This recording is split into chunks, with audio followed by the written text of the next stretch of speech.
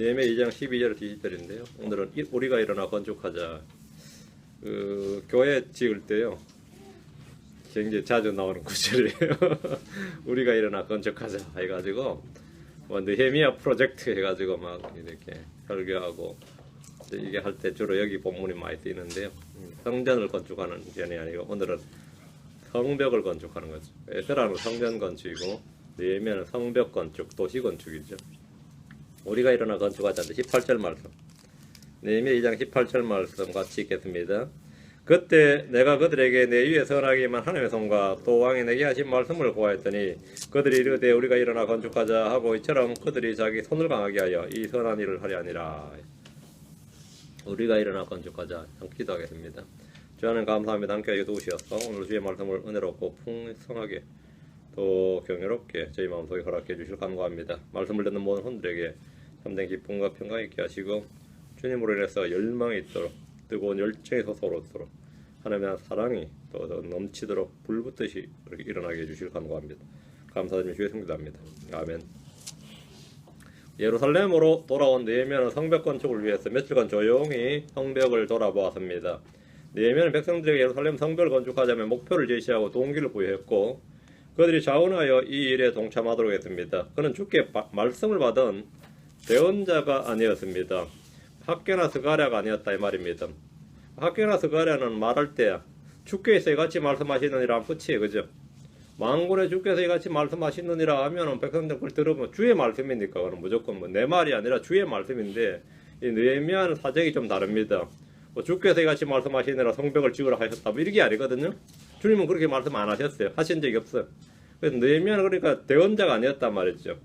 그 대언자로서 주의 말씀을 받아서 백성들에게 성전을 건축하도록 촉구했던 이 그런 학개나 스가랴와 달리 느헤미야는 대언자로서 주의 말씀을 전한 것이 아니라 자기 마음에 받은 부담을 백성들에 설득을 해야 되는 거죠. 자신이 하고 싶은 일인데 그걸 백성들에 설득을 해서 일을 해야 되는 겁니다. 느헤미야는 유대민족의 부흥을 위해서 자원해서 이 일을 하려는 겁니다. 그는 페르시아의 수상궁에서 이 일을 위해 금식하며 4개월을 기도했고 왕의 허락을 받아 이 일을 하러 왔습니다. 그가 왔을 때 호론 사람 산발락과 암몬족 흑인 종 도비아는 이스라엘 자손의 번영을 추구하는 사람이 왔다고 심히 근심했습니다. 느헤미야의 별명이 뭐죠? 이스라엘의 번영을 추구하는 사람, 이스라엘 자손의 번영을 추구하는 사람, 진짜 민족주의자가 온 거죠. 그러니까 이스라엘의 민족주의자가 왔단 말이죠. 느헤미야는 성벽 건축이야말로 이스라엘 자손의 번영과 민족의 재건을 위해서 꼭 필요한 일이라고 생각했습니다. 이는 다니엘을 통해 주께서 말씀하신 바 민족의 소망인 메시아 통치자가 이르려면 예루살렘을 회복하고 건축하라는 명령이 나가는 때부터 예언의 시계가 비로소 움직이기 시작하기 때문입니다. 성벽을 건축하라 이 명령이 왕으로부터 나가야 예언적 70일의 연대기가 작동을 한단 말이에요. 그때도 시작이란 말입니다.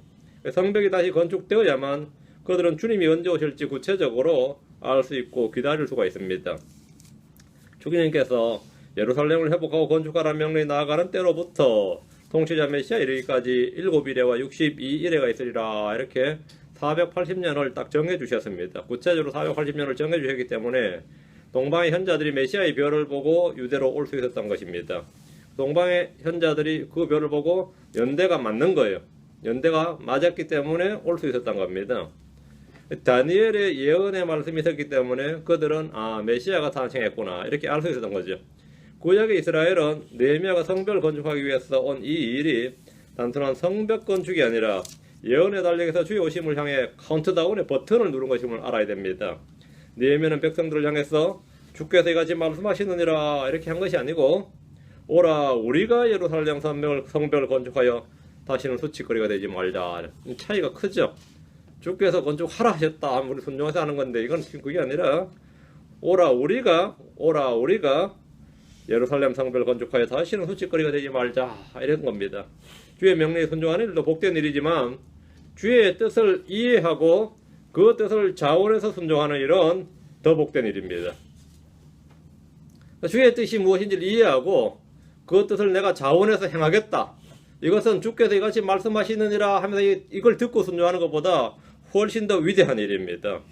오늘날 어떤 사람들은 주님께서 대언자들에게 말했듯이 아니면 주의 천사가 와서 말했듯이 다양한 방법으로 뭐 환상이든 꿈이든 뭐든 간에 하여튼 직접 말씀을 해주시면 내가 그 말씀을 듣기만 하면 내가 다 순종할 것처럼 다만 내가 들을 수 없어서 순종하지 못하노라 뭐 이런 그걸 좀 가지고 있습니다.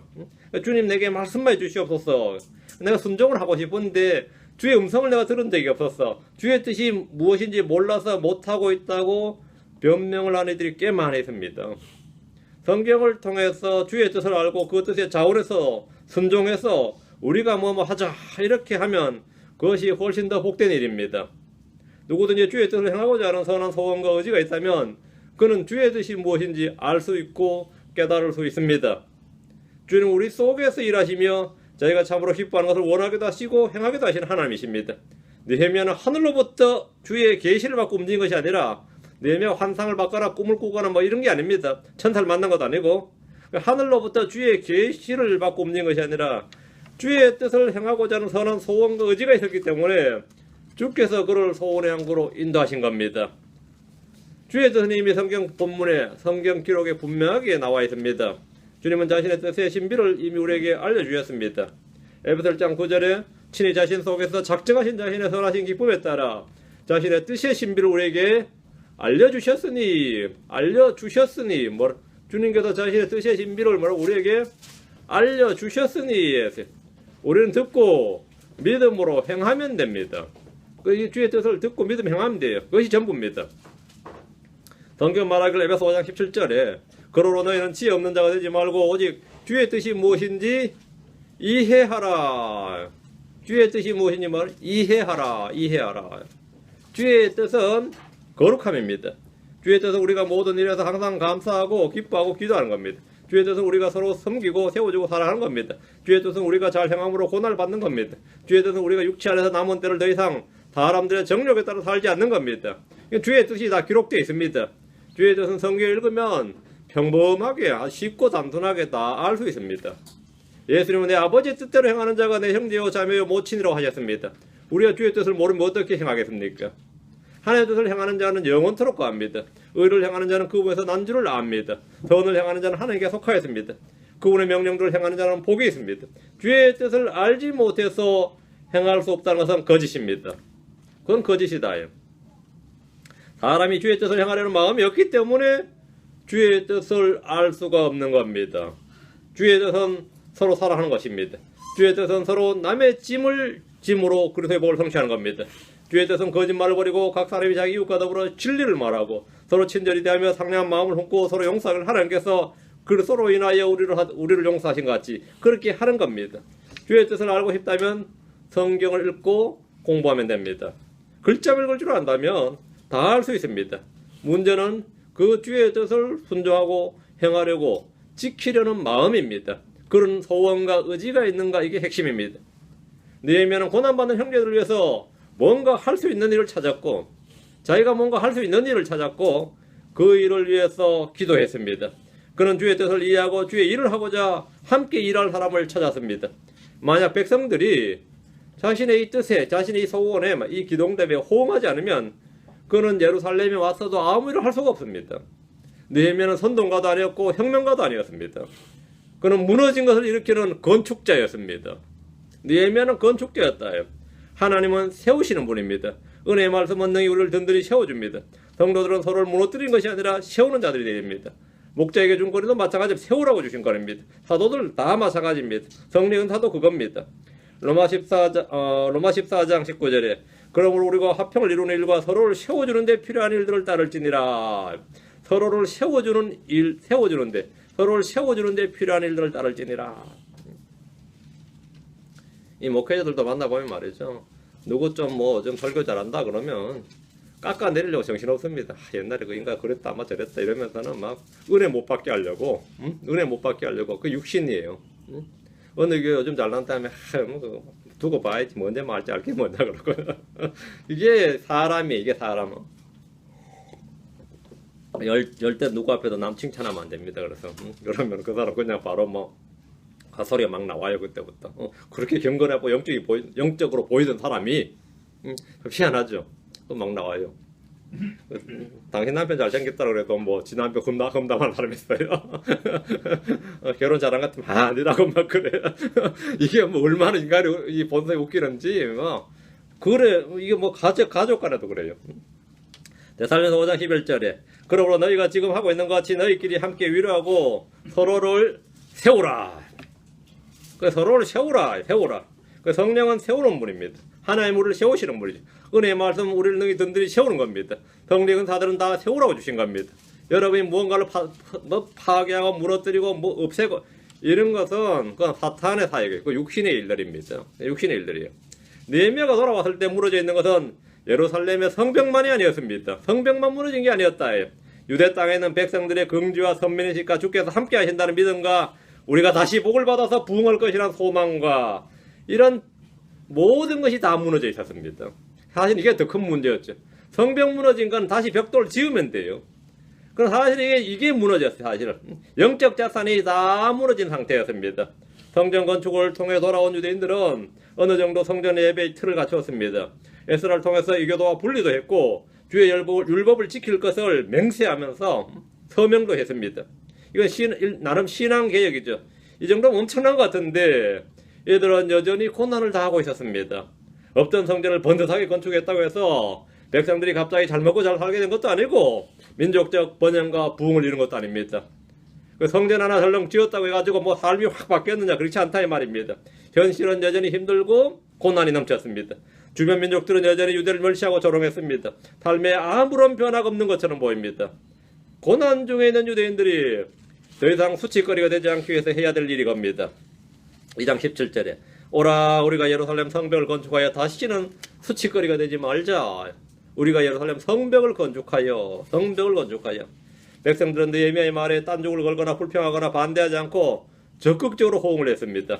우리가 일어나 건축하자 하고 이처럼 그들이 자기 손을 강하게 하여 이 선한 일을 하려 하니라. 성벽 건축 무슨 일이라고요? 선한 일이다. 선한 일이었다.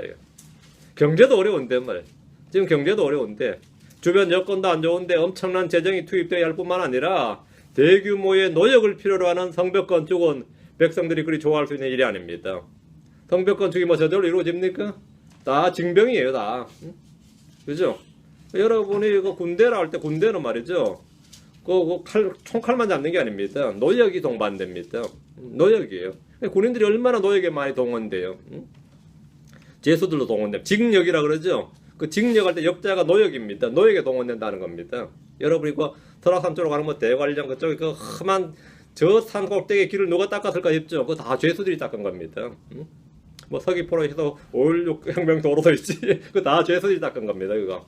직역이에요. 군인들도 마찬가지야. 역이단 말입니다. 역.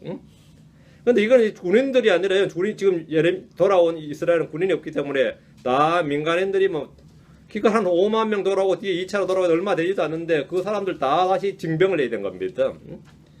거기다가 뭐 노동력만 동원됩니까? 돈을 내야 돼요. 나무도 사야 되고 돈을 내야 된다. 지도 내고 지가 일해야 된다고. 죽을 맛이지 사실은. 이런 때에 이런 짓을 벌여야 되겠느냐 그런 말 나올 만하죠. 좀 살만해지면 그때는 하지 지금 이거 해야 되겠느냐 말이죠. 그런데 백성들이 적극적으로 성벽 재건에 동참을 했고 우리가 그 일을 하자 이거요.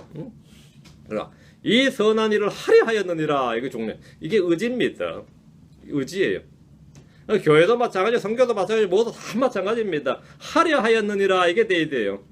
근데 이게 안 되면 뭐 다 그거 뭐 말 나오고 뭐 나오기 시작하면 뭐 다 개판 나는 거죠. 하자 그러면은 뭐 그게 지금 꼭 필요한 일이냐 그게 일어나고 시작하면 이제 뭐 시끄러워지는 거죠. 어려움 속에서 자원하여서 이런 일을 하고자 하는 사람, 이런 일을 하고자 하는 하려 하였느니라 하는 이런 사람들을 통해서 하나님의 뜻과 계획이 성취됩니다.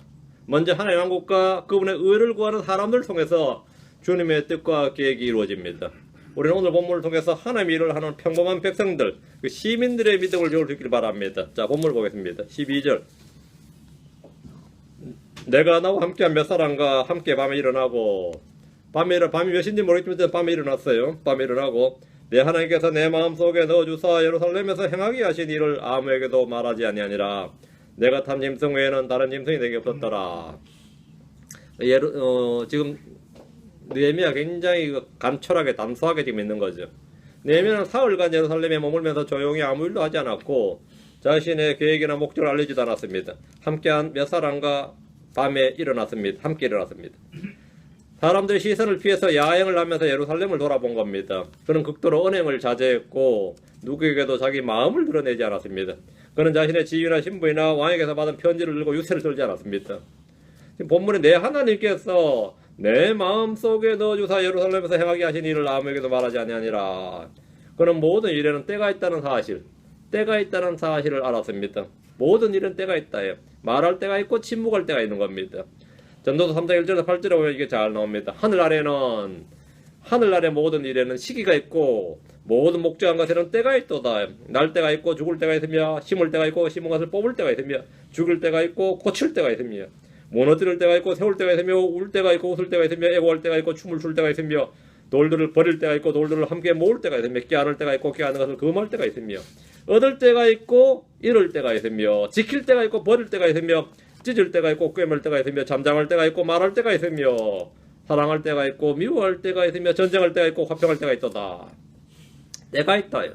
하늘 아래 모든 일엔 시기가 있고 모든 목적한 것엔 때가 있도다. 우리 주님께서 이 모든 일을 할 때 때에 맞게 하셨다. 때에 맞게, 자기의 때에 맞게 일하셨듯이 느헤미야 역시 시기와 때에 맞게 일하고 있습니다. 이는 우리가 반드시 배워야 될 지혜입니다. 느헤미야는 성벽 건축이 주의 뜻이고 하나님께서 자기 마음속에 넣어주신 일을 알았지만 분명하지. 이거는 뭐 확실한 확신이 있었고 기동답이었어요. 그 일에 대해서는 아무에게도 말하지 않았습니다. 왜 그렇습니까? 예, 그들 속에 내 통자가 있고 적이 있다. 얘가 예루살렘 사정을 허리 깨뚫고 있는 겁니다. 이러면서 느헤미야 좀 뛰어난 사람이었어요. 자신의 행적을 느헤미야가 올 때부터 벌써 이 첩자들은 이미 발동하고 있는 거죠. 그러니까 이미 알고 있었던 거죠. 일반적으로 주의 뜻, 주의 계획, 주의 말씀이 마음에 임하면 사람들은 이제 그 일을 하려고 서두르게 됩니다. 물론 주의 뜻이 나에게 임했다 하면 못되게 될 것 같아요. 그때부터 그걸 하려고 어쩔 줄 모르죠. 그거 하려고 그 말씀의 불길이 속에서 타오르게 되면 가만히 있지 못합니다. 아모스 5장 13절에 그러므로 그런 때에는 분별 있는 자가 침묵을 지키리니 그때는 악한 때니라. 이 느헤미야가 이런 거 침묵을 지키리니 분별 있는 자였습니다. 느헤미야는 현지 사정이 매우 어렵고 힘들며 악하다는 것을 잘 알고 있었습니다. 우리는 악한 때에 살고 있습니다. 느헤미야는 뱀들 가운데 보내진 어린 양과 같은 자신의 처지를 알았기에 지혜롭게 행했습니다. 내가 탄 짐승 외에는 다른 짐승이 내게 없었더라. 느헤미야의 예루살렘 행적이 그리 요란하지 않았던 겁니다. 그는 수행은 몇 사람만 곁에 있게 하고 짐승이라고 지금 타고 있는 것이 전부였습니다. 짐승이라고는 이제 지금 타고 있는 것이 전부였다. 13절 밤에 내가 골짜기 문으로 곧 용우물 드래곤웰이에요. 용우물 앞에서 나가 거름배 출구에 이르는 동안에 예루살렘 성벽들을 보았는데 그것들이 무너졌고 그것들의 문들이 불타서 소멸되었더라. 밤에 이제 한번 쭉 둘러보니까 어때요? 성벽들이 엉망이죠. 완전히 다 파괴되고 돌무더기죠. 한마디 돌무더기고 이런 게 한 70년 이상 이렇게 되어버리면 나무도 잡목도 우거지고 하면은 이제 황당하죠. 밤에 그는 예루살렘에 무너진 성벽 문을 직접 가서 확인을 했습니다. 성문마다 이름이 있는데 골짜기 문에서 거름배 출구에 이르는 예루살렘 성벽들을 돌아보았다. 이랬죠. 골짜기 문에서 골짜기 문에서 시작을 해서 거름배 출구에 이르는 예루살렘 성벽들을 보았는데 그것들이 무너졌고 문들은 다 불타서 소멸되어서 문자가 하나 없더라. 문자가 나무로 되니까 돌문이라도 마찬가지고요. 다 없더라 이거죠. 예. 바벨론 군대의 공격으로 무너진 그 성벽들은 70년의 포로 생활을 마치고 왔을 때 이미 황폐함 그대로였어요. 그리고 돌아온 사람들도 성벽은 아무 손은 안 되기 때문에 그대로 망한 때 그때부터 그대로 있었고 이후로도 몇십 년 동안 방치되어 있었습니다. 이 골짜기 문이란 말은 여러분이 여호사밧 골짜기 들어보죠. 여호사밧 골짜기죠. 그 여호사밧 골짜기로 가는 문이란 뜻입니다. 역대기 26장 9절에 보면 우시야 왕이 이곳에 이 망대들을 세웠다. 그 망대를 세워서 튼튼하게 했다. 이런 기록이 있습니다. 역대기 26장 9절에 또 우시야가 예루살렘에서 모퉁이 문과 골짜기 문과 성벽이 구부러지는 곳에 망대들을 세워 그것들을 견고하게 하며 이 문은 예수님께서 이 갈보리로 가실 때 통과한 문이 바로 이 골짜기 문입니다. 이 문을 통과했습니다.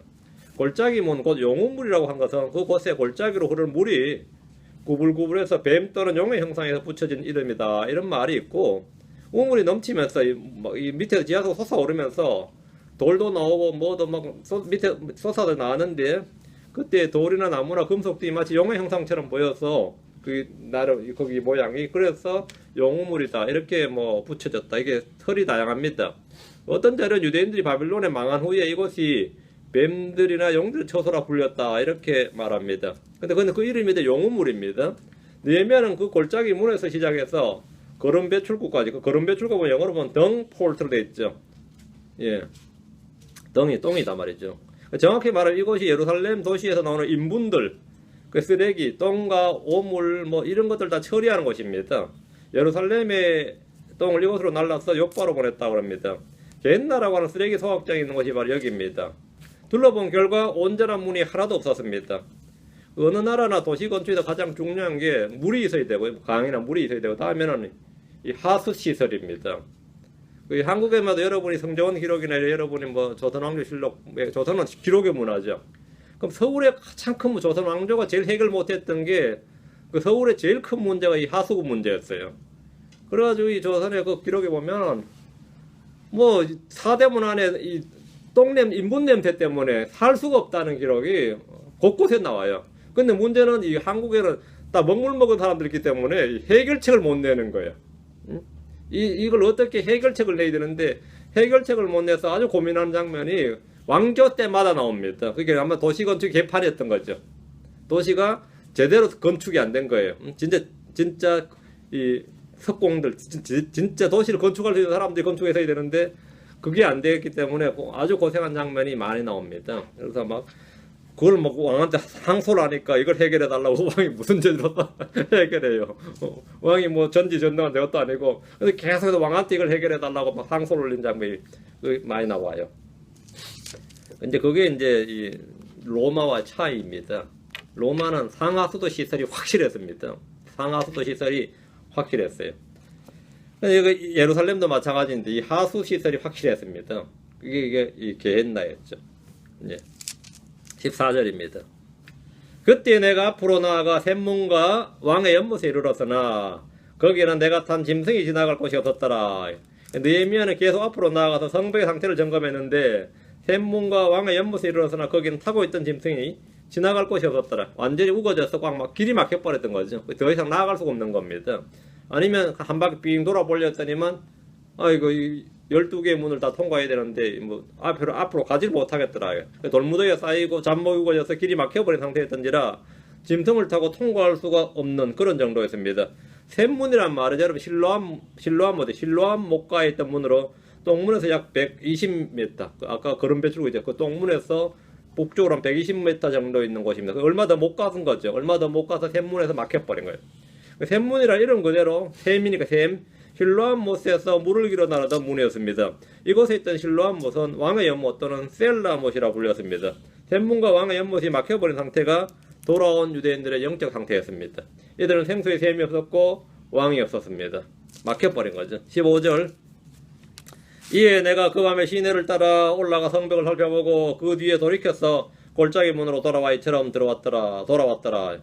느헤미야는 그 밤에 시내를 따라 올라가 성벽을 살폈습니다. 여기서 말한 시내는 기드론 시내입니다.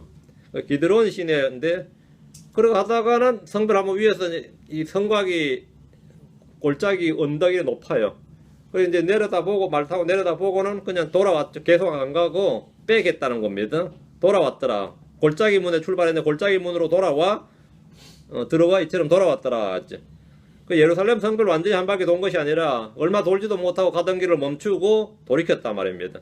앞으로 나아갈 수 없을 정도로 길이 막혔던지 아니면 밤이 너무 늦어서 시간이 없었던지 간에 갔던 길을 계속 가지 못하고 거꾸로 돌아왔습니다.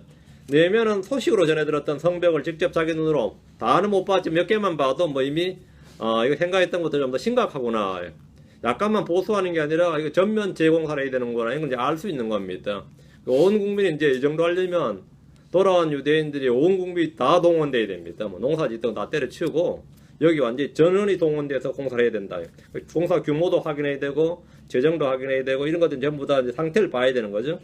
16절 치리자들은 내가 어디에 가서 무엇을 하였는지 알지 못하였고 나도 그것을 유대인들에게나 제사장들에게나 고귀한 자들에게나 치리자들에게나 그 일을 할 나머지 사람들에게 아직 고하지 아니하니라. 치리자들이 두 번 나오죠. 앞에 치리자들이 나오고 뒤에 치리자들이 나오는데 앞에 치리자들은 이제 유대가 식민지니까 그 주변 총독이나 그쪽 수하들의 치리자들이고 뒤에 치리자들은 이제 유대의 치리자들이죠. 그 치리자들 어떤 누구에게도 말을 안 했다 이거죠. 느헤미야는 밤에 은밀히 성벽을 살폈던지라 유대의 치리자들은 느헤미야가 어디서 무엇을 하였는지 알지 못했습니다. 동선을 노출하지 않았고 유대인들에게나 제사장들에게 또는 귀족들에게나 치리자들이 전혀 알리지 않았습니다. 그 일을 한 나머지 사람들에게도 아직 고하지 아니하니라 했으니까 그 다른 기타 등등 어떤 사람에게도 말하지 않았다 이 말입니다. 17절 그 뒤에 내가 그들에게 이르기를 우리가 당하는 고난을 너희가 보는도다. 예루살렘이 피폐하고 그 대성문들이 불탔으니 오라 우리가 예루살렘 성벽을 건축하여 다시는 수치거리가 되지 말자. 그 뒤에 내가 이 말은 이제 다음 날을 말하는지 아니면 얼마의 시간이 더 흐른 후를 말하는지 언급되어 있지 않습니다. 예루살렘 사정을 이제 다 파악한 후에 이 말이겠죠. 그 후에 내가 느헤미야는 드디어 입을 열었습니다. 그는 치리자들과 유대인들, 제사장들, 고귀한 자들, 나머지 사람들에게 유대민족 부흥을 위해서 우리가 지금 해야 될 일이 무엇인지를 제시했습니다. 내가 이 일을 위해서 왔다 이 말이에요. 지금 그들은 경제적으로나 정치적으로 여유가 있는 상황이 아니었습니다.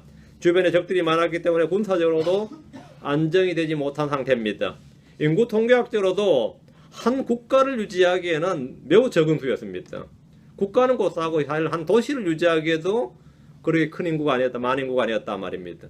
우리가 당하는 고난을 너희가 보는도다 이 말은 과거의 일이 아니라 현재 진행형입니다. 우리가 당했던 고난이 아니라 우리 지금 당하는 고난이에요. 우리가 지금도 우리가 당하고 있다 이거. 우리가 당하는 고난을 너희가 보는도다. 이러면 현실 불만이 폭발하죠. 사람들이 이제 돌아왔는데 잘 살려고 돌아왔는데 와보니까 더 개판이더라 그러면 뭔가 좀 했는데 나아지는 건 없고 시간은 계속 흐르고 말이죠. 이러면 현실 불만이 막 폭발하는 때입니다.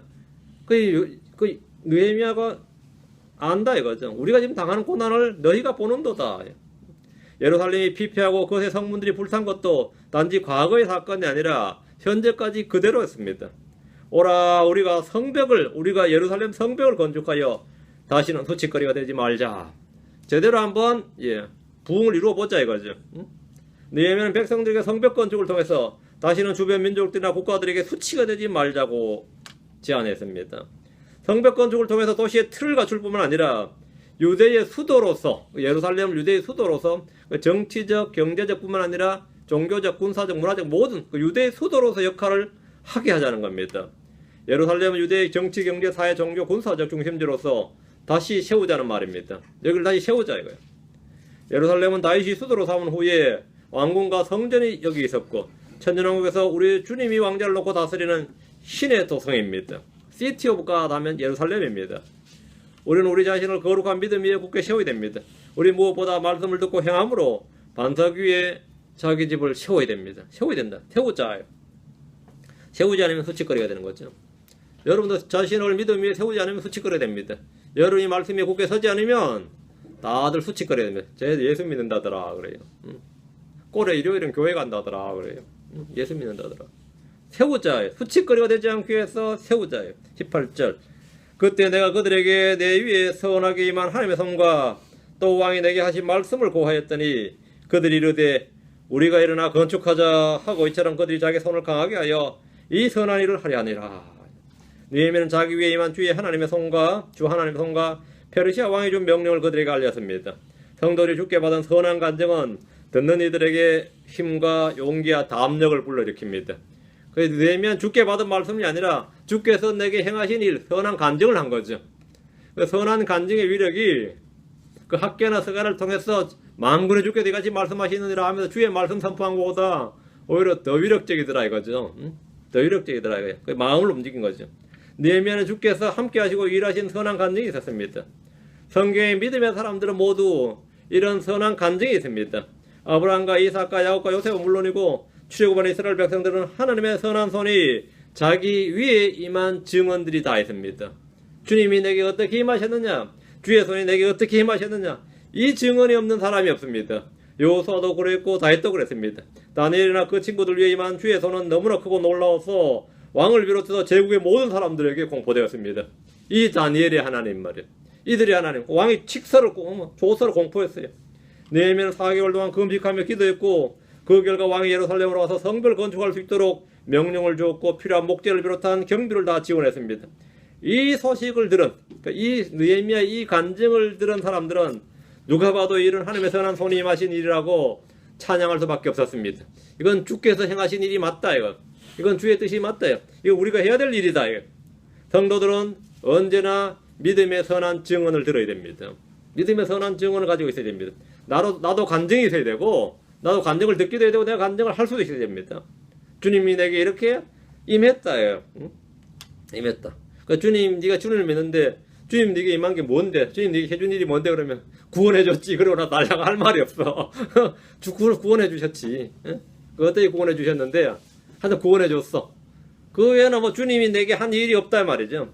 일이야 있는데 내가 잘 모르는 거지. 주님이 내게 해주신 일이 없다요. 할 말이 없다. 그 내가 남들이 누가 뭐라도 막 공격을 하는데 내가 사실 할 말이 없더라고. 이러면 어떻게 되죠? 항복이라는 뜻입니다. 내가 그분들하고 말해오니까 내가 말해서 안 되더라 이거야. 내가 항복했다 이 말이야. 할 말이 없더라 이거야. 누가 뭐 우리 교회 목사 막 욕하는데 목사님 제가 다 듣고 나도 할 말이 없더라고. 이거 뭐라 그래요? 아 이거 뭐야 지금. 할 말이 없더라고. 그 사람 말 다 맞더라 이거야. 내가 반박할 말이 없더라 이 말이죠. 응? 이거 욕 막 하는데 아 제가 할 말이 없더라고요. 그럼 뭐가 되는 거죠? 뭐 다 그런 말이에요. 할 말이 없더라 이거야. 할 말이 없더라. 나는 한마디로 뭐죠? 증언이 없다 이 말입니다. 응? 내가 하나님 믿긴 하지만 나는 증언이 없는 사람이다. 간증을 잃어버린 성도예요. 그건 뭐냐면 맛을 잃어버린 소금입니다. 빛이 없는 등불이에요. 그건 내가 지금 하나님이 내게 임한 선한 손, 내 위에 선하게 임한 하나님의 손과 이게 없다면 내 위에 선하게 임한 하나님의 손과 우리는 누군가에게 내 위에 선하게 임한 하나님의 손에 대해서 증언함으로 주께 영광을 돌릴 수 있고 사람들을 위로하고 힘을 줄 수 있습니다. 이게 있어야 돼요. 이게. 그런데 악한 일에 대한 악한 증언에 힘을 얻는 사람이 있습니다. 아 나는 죄를 지었어. 나는 너무나 결격 사유가 많아서 안 된다 생각했는데 아, 나보다 더 죄를 지은 놈이 하고 있더라 이거예요. 그럼 어떻게 됐죠? 힘을 얻어가지고 아 나도 해도 되겠네요. 선한 증언도 있고 악한 증언도 있는데 증언은 누군가에게 영향을 미칩니다. 영향을 미쳤다. 아 나도 뭐 그때까지 믿었지만 그 짓은 안 한다. 그럼 뭐죠? 아 안 해도 되는가 보다 이거. 그 악한 일도 영향을 미쳐요. 선한 일도 영향을 미치는데 느헤미야는 선한 손이 임했다요. 선한 일에 대해서 했는데 백성들이 다 감동감화했습니다. 백성들이 다. 그냥 두 말 않고 그냥 뭐라는 거죠? 우리가 일어나 성벽 건축하자. 우리가 일어나. 돈 거두자, 새벽 기도하자, 뭐 지금부터 40일 특별 기도 그런 거 아닙니다. 그냥 자기냐 했는데 백성들이 공헌한 거예요. 느헤미야의 말을 들은 백성들은 즉시 반응을 했습니다. 그때보다 막 고민이 생기고 분열이 일어나고 그게 아니라 즉시 반응을 했는데 그들이 이르되 우리가 일어나 건축하자 했습니다. 이 구절은 오늘날 교회 건물을 지으려는 이들이 자주 써먹는 구절로 유명합니다. 그 열심히 설교를 했는데 제 성도들이 반응을 잘 안 보이죠. 어떻게 우리가 일어나 돈을 내자 그럼 좋겠지만 안 그런단 말이지. 또 짓냐 뭐 하려고 짓냐 그러고는 어떻게 되죠.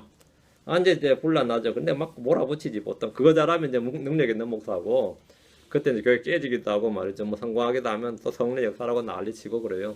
지금 제가 하는 교회도 지금 교회 짓겠다고 하는 교회 몇 있거든요.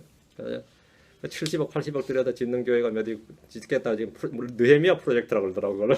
느헤미야 프로젝트 하는 교회가 있고, 진짜 40만원, 400불, 500불이 없어 월세를 못 내가지고 허덕이는 교회가 있고 그렇습니다.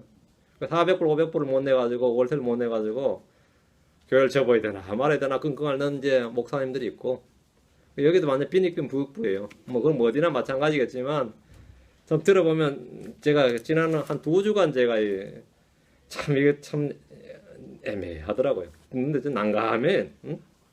정말 난감해요. 그 성도들이 다 이 마음이면 우리가 하자 이러면 얼마나 좋아요. 근데 뭐 거기 전부 다 안 그래서 한 마음이 안 되죠. 그들이 이르되 우리가 일어나 건축하자. 응? 느헤미야는 건물을 지은 것이 아니라 건물을 먼저 지은 게 아닙니다. 응? 성벽을 건축했는데 이 일은 우리 주 예수님께서 하시는 일의 모형입니다. 예수님은 돌과 나무가 아니라 자신의 몸을 통해 교회를 세우셨습니다. 예수님 눈에 보이는 건물이 아니라 자신이 머릿돌이 되고 성도를 산돌들로 삼아서 영적인 집을 세우셨습니다. 예수님을 통해서 무너진 이스라엘이 다시 세워집니다. 예수님은 모퉁이의 머릿돌이십니다. 무너진 다윗의 장막을 이렇게 세우신 분이 예수님입니다. 사도행전 15장 16절에 이 일 뒤에 내가 돌아와 다윗의 쓰러진 장막을 다시 건축하고 내가 그것에 허물어진 것을 다시 건축하며 내가 그것을 세우리니. 뭐라고요? 세우며 건축하며 세우리니. 다시 건축하며 내가 그것을 세우리니. 주님은 건축자십니다. 주님은 건축자십니다. 사람들은 그분을 쓸모없는 돌이라고 버렸지만 하나님은 그분을 모퉁이의 머릿돌로 삼으셨습니다. 예수님은 교회의 건축자십니다. 주님은 이 반석 위에 내가 내 교회를 세우리니 지옥의 문들이 그것을 이기지 못하리라. 내가 교회를 세우리라 하십니다. 신약교회는 예수님을 기초요 반석으로 그 위에 세워진 하나님의 집이고 영적인 집입니다. 베드로 4장 5절에 너희도 살아있는 돌로서 영적인 집으로 건축되고 예수 그리스도를 통해 하나님께서 받으실 만한 영적 희생물 드리는 거룩한 제사장이 되었도다. 영적 집으로 건축되고 주님은 우리를 산돌들로 사용해서 영적인 집을 건축하는 건축자시다. 느헤미야가 세우는 예루살렘의 성벽은 천년왕국의 예루살렘을 지으시는 예수 그리스도의 모형입니다. 히브리서 11장 10절에 보면 히브리서 11장 10절에 이는 그가 기초드리는 한 도시를 바랐기 때문이라. 그것의 건축자와 만드신 분은 하나님이시니라. 뭐라고요?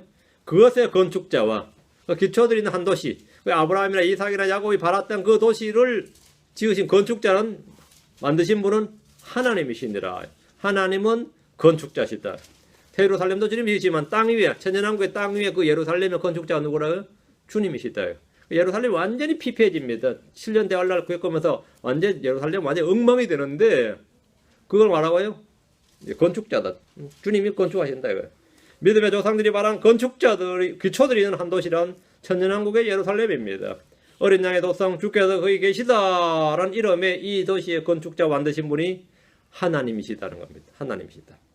재림하신 주님께서 이 도시의 건축자시고 만드시는 분입니다. 만드시는 분이 19절 그러나 호론 사람 산발락과 암몬 족속인 종 도비아와 아라비아 사람 게셈이 그 말을 듣고는 우리를 조롱하여 비웃고 업신여기며 이르되 너희가 행하는 일이 도대체 무엇이냐? 너희가 왕을 배반하고자 하느냐 하기에. 이제 주변 사람 다 있죠. 호론 사람, 암몬 족속, 아라비아 사람 이런 식이에요. 지금 중동하고 사정이 똑같아요. 주변에 모든 민족은 한 뜻이 되고 이스라엘만 따로. 예루살렘 성벽 건축에 대한 소식을 들은 호론 사람 산발락과 암몬 족속인 종 도비아와 아라비아 사람 게셈이 그 말을 듣고는 우리를 조롱하며 비웃고 업신여겼더라. 조롱하고 비웃었습니다. 이들은 느헤미야가 이스라엘 자손의 번역을 추구하는 사람임을 알고 크게 근심했던 사람들입니다. 근데 지극한 놈들이 무슨 재주로 성벽을 재건하겠냐 이거예요. 재정이 있어, 인력이 있어, 자재가 있어, 뭐가 있어서 하겠냐 이런 생각한 거죠. 하긴 뭘 하겠냐 이거예요. 네가 하긴 뭘 하겠냐. 느헤미야가 무슨 일을 할 것인지 보고 있었는데 성벽을 건축한다는 소식에 조롱하며 비웃고 업신여겼습니다. 와서 할 줄은 알았어요. 느헤미야가 그냥 온 건 아니다.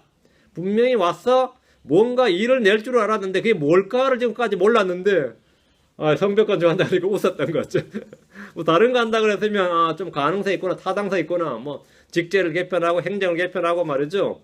이런 걸 할 줄로 생각을 했는데 와서 성벽 재건한다니까. 그래서 듣는 사람들이 하도 황당해가지고 웃는 것 같아요. 황당해서 웃기도 하고 말 같자는 짓거리 하네 이런 생각한 겁니다. 그래서 비웃고 너희가 행하는 일이 도대체 무엇이냐 이 말은 우리들 이래 보냐 너희가 행하는 일이 도대체 뭐냐면 니까 놈들이 하긴 뭘 한단 말이냐 이거예요. 이런 조롱인 겁니다. 하긴 뭘 한다는 거야 대체. 일을 한다는데 그게 말이야 될 법한 소리냐 이거죠. 뒤에는 너희가 왕을 배반하고자 하느냐 이 말은 그것은 반역이다 이거예요. 그건 페르시아 제국인데 지금 페르시아 왕이 딱 있고 성벽을 재건한다는 말 유대 독립을 추구한다는 뜻인데 그것은 반역이다. 왕을 배반하고자 하냐. 지금 독립운동하는 거냐 이 말이에요. 니들 지금 독립운동하는 거냐.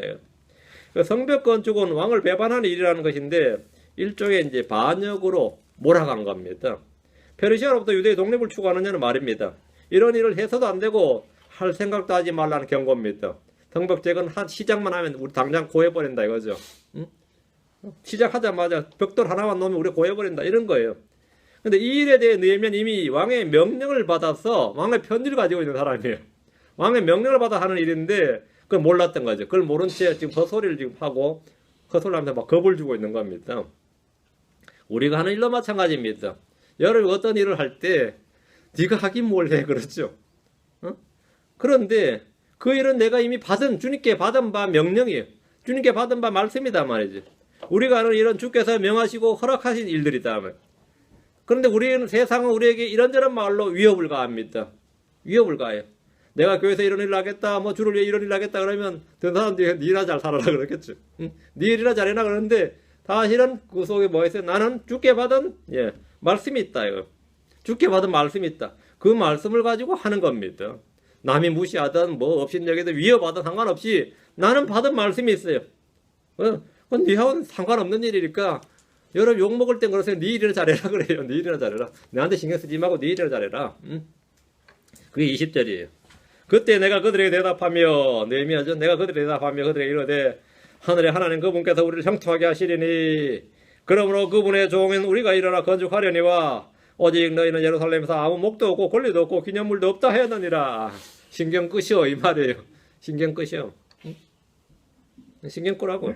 느헤미야는 대적들의 비웃음에 답변하기를 하늘의 하나님 그분께서 우리를 형통하게 하시리니 하늘의 하나님 그분께서 우리를 형통하게 하시니 돈이 없든 재주가 없든 뭐가 없든 다 없든 그건 상관없다 이거야. 이 일을 형통하게 하시는 분은 하나님이시다. 그러므로 그분의 종인 우리가 일어나 건축하려니와 우리의 모든 삶의 건 다 삶 이겁니다. 하나님께서 내게 복을 주시면 난 그 일을 할 수 있습니다. 하나님 내게 은혜를 베푸시면 그 일을 할 수 있어요. 하나님께서 내게 하신 내게 두신 하나님의 선한 손으로 말미암아 우리는 다만 순종해서 하는 겁니다. 우리가 일어나 건축하려니와 우리가 일어나 건축하려니와 성벽 건축에 대해서는 걱정하지 말라는 겁니다. 이 일은 하나님께서 우리를 형통하게 할 것이고 그분의 종인 우리가 일어나서 건축하겠다는 겁니다. 주님 우리에게 부어주신 모든 부담들은 주님께서 친히 형통하게 하셔서 이루십니다. 여러분이 어떤 목표를 정했더라도 그것은 과한 것도 아니고 심한 것도 아니고 불가능한 것이 아닙니다. 주님께서 내게 주신 모든 일들은 다 할 수 있습니다. 하면 합니다. 뭐 죽으면 죽으리라고 안 해요. 하면 해요. 하면 할 수 있어요. 오직 너희는 예루살렘에서 아무 목도 없고 권리도 없고 기념물도 없다 함으로써 너희의 도움은 바라지도 않는다고 분명하게 선언했습니다. 방해하지 말라. 방해하지 말라. 여러분 주에 일할 때 다 마찬가지입니다. 뭘 하겠다 그럴 때 나를 아는 많은 사람들이 비웃거나 뭐 위협하거나 뭐 하거나 하겠지만 그런 일에 대해서는 신경 끄라고요. 이 일은 성전 건축 때도 있었던 일입니다. 에스라 4장 3절에 스룹바벨과 예수아와 이스라엘의 아버지들의 우두머리들 중에 남은 자들이 그들에게 이르되 우리 하나님을 위해 집을 건축하노니 이래. 성전이죠. 너희는 우리와 아무 상관이 없느니라. 신경 끄라 이거예요. 우리는 세상의 도움을 기대하지 않습니다. 단연히 신경 꺼도 된다요. 세상의 도움을 바라지 않는다 이거죠. 고레스 왕 페르시아 왕이 우리에게 명한 대로 주 이스라엘 하나님을 위해서 우리가 함께 스스로 건축하리라 하였더니 우리가 하겠다요. 주의 말씀을 받은 자들이 하는 겁니다. 주의 말씀을 받은 자, 난 이 일에 동참하겠다 참여자가 되는 겁니다. 그들이 하는 겁니다. 여러분은 모두 다 마찬가지입니다. 하겠다 하면 하는 거예요.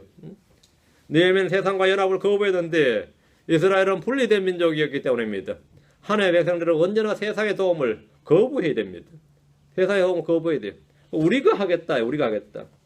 마찬가지로 우리는 이 크리스천으로서 교회가 세상과 분리되면 분리될수록 세상에 빛을 비출 수 있다는 사실을 알아야 됩니다. 세상 속에서는 빛을 비추지 못합니다. 세상과 분리되어야 그때부터 교회는 세상에 빛을 비출 수 있습니다. 분리되어야지. 우리 자신도 마찬가지입니다. 분리되어야 됩니다. 분리되어야.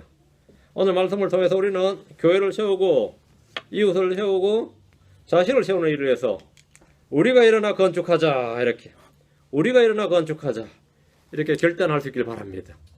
그럼 누가 뭐라 그래도 신경 쓰지 말라 그러세요. 그건 네가 신경 쓸 일이 아니고 주님께서 뭐라고 우리를 형통하게 하시리니 주님께서 우리를 형통하게 하시리니 하실 것 같아요? 여러분 마음속에 있는 것을 여러분 그대로 하면 순종해서 하면 됩니다. 여러분 마음속에 있는 걸 그대로 하면 됩니다. 기도합시다. 예. 위대하시고 거룩하신 주 하나님 감사합니다. 함께 기도하셔서 오늘 주의 말씀을 선포했습니다. 선포한 말씀들이 성도들 마음속에 믿음으로 잘 결합하게 하시고 모두가 열매 맺도록 인도해 주시옵소서.